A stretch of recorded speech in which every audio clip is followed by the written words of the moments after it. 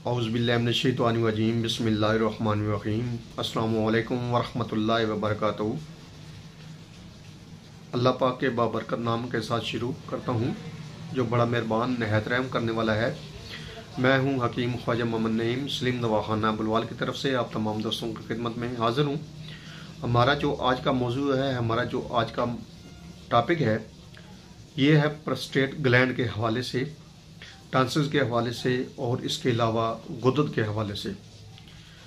Prostate gland ये बूढ़ों का मर्ज है, लेकिन आजकल नौजवानों में भी तेज़ी के साथ फैल रहा है। प्रोस्टेट ग्लैंड में होता ये है कि पेशाब की नाली के अंदर गिल्टी बन जाती है, जो रुकावट का बायस होती है यूरिन को। पेशाब जो है वो रुक रुक के आता है, कतरा कतरा आता है, नाली में दर्द भी होता है पेशाब करते हुए। तो ये पहले तो मर्ज था बूढ़ों का, लेकिन अब नौजवानों में भी है।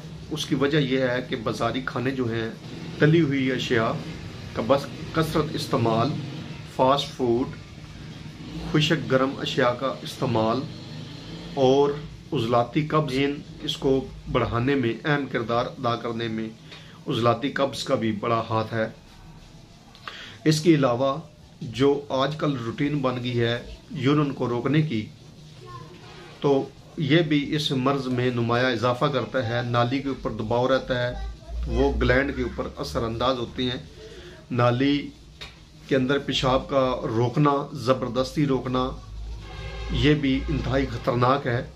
एक और मर्ज़ भी इस मर्ज़ को बनाने में नुमाया किरदार अदा करता है, और वो है इत्लाम को रोकना।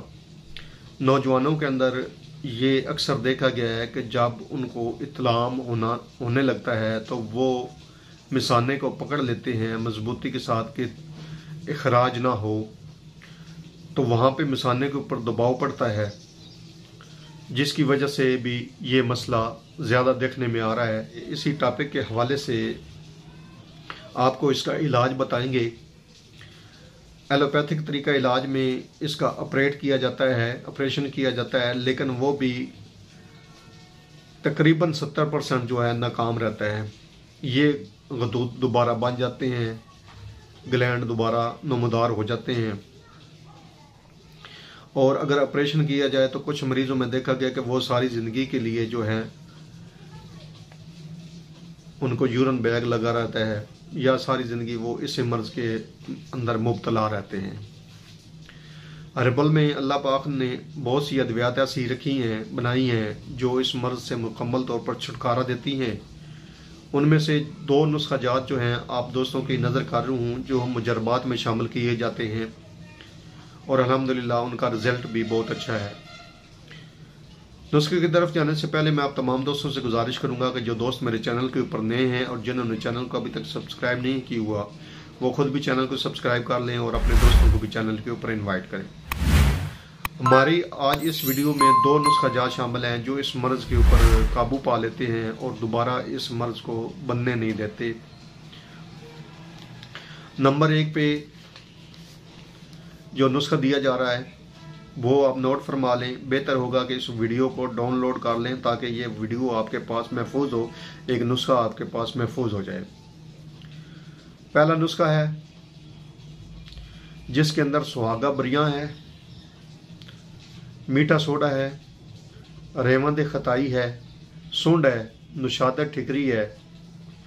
ये जो अद्वियात हैं 5, ये आपने लेनी है 20-20 ग्राम, और गुले मदार जो है आपने लेने हैं 50 ग्राम।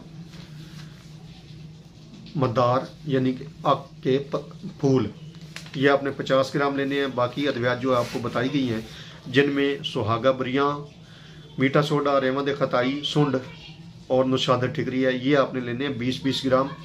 सुहागा बरियां करने की जो मुकम्मल वीडियो है वो मेरे चैनल के ऊपर मौजूद है, आप उसको सर्च फरमाएं और देख लें, और उस हिसाब से आपने सुहागा को बरियां करना है। लेकिन जब आप सुहागा लेंगे खाम हालत में, तो आपने इजाफी लेना है, और इस नुस्खे के अंदर आपने 20 ग्राम पूरा करना है। क्योंकि जब सुहागे को बरियां किया जाता है तो वो बिल्कुल हल्का हो जाता है और उसका वज़न जो है कम हो जाता है। इसलिए आपने अगर 100 ग्राम सुहागा लेंगे तो आपका साफ़ी इसमें से 20 ग्राम जो है वो निकल आएगा। ये तमाम अद्वियात आपने ग्राइंड कर लेनी है। गुले मदार आपने ताज़ा नहीं लेने, खुशक लेने हैं और खुशक करने के बाद इस दवा के अंदर शामिल करने हैं। तमाम अद्वियात को बारीक सफ़ूफ बना लेना है। 1 से 2 माशा है इस दवा की मिकदार खुराक है, सुबह शाम के हिसाब से आपने लेनी है, ताज़ा पानी के साथ लेनी है। दूसरे नुस्खे के अंदर जो अज़ा शामिल है इनमें है पोस्टरेटा ब्रिया, राई और गंदा कामला सार। तीनों अद्वियात आपने बराबर वजन लेनी है।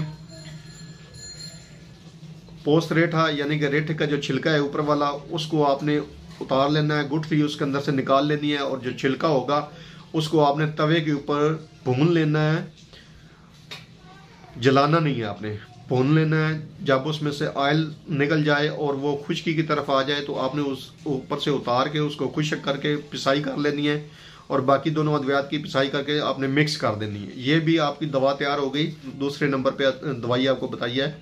अब इसमें से आपने ये सफ़ूफ बना लेना है इस दवा का और 1000 मिलीग्राम वाले कैप्सूल भर लेने आपने, या चने बराबर गोली बना लेनी है। सुबह शाम के हिसाब से आप ताज़ा पानी के साथ इस दवा को इस्तेमाल करेंगे तो ये आपका मुकम्मल जो कोर्स है प्रोस्टेट ग्लैंड के हवाले से ये तैयार हो चुका है।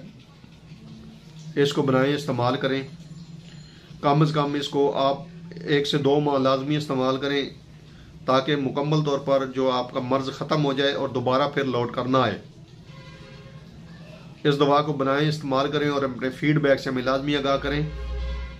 एक बार फिर आप तमाम दोस्तों से गुजारिश करूंगा कि जो दोस्त मेरे चैनल के ऊपर नए हैं और जिन्होंने चैनल को अभी तक सब्सक्राइब नहीं किया हुआ वो खुद भी चैनल को सब्सक्राइब कर लें और अपने दोस्तों को भी चैनल के ऊपर इन्वाइट करें। हाजिर होंगे इंशाल्लाह ताला इसी तरह के मुफीद व मुजर्रब वीडियो के साथ। उस वक्त तक के लिए इजाज़त दीजिए। अल्लाह हाफिज़।